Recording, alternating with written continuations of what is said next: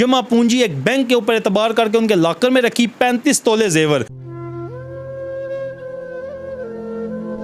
Bank लूट के लिए चला गया 35 तोले सोना। ये बहुत बड़ा सवालिया निशान है और इन्होंने मुझसे वादा किया बैंक का नाम रिवील करेंगे। अस्सलाम वालेकुम नाजरीन, आप देख रहे हैं इंफॉर्मेटिव टीवी। मैं हूं चौधरी तस्वर।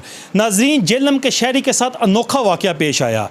35 तोले जेवर जो कि निजी बैंक के लॉकर में रखा गया वो गायब हो गया। शहरी का ये कहना है कि मैंने बैंक पर एतमाद किया और अपनी ज़िंदगी की जमा पूंजी बैंक में रखवाई, और जब मैं दोबारा बैंक के लॉकर से अपना सोना देखने लेने गया तो वहाँ से सोना गायब था। और बैंक के अमले ने जब मैंने उनसे सवाल किया तो उन्होंने कोई मौसर जवाब ना दिया। तो मेरे साथ मुतासरा सारफ मौजूद है, इनसे ही गुफ्तगू करते हैं। अस्सलाम वालेकुम।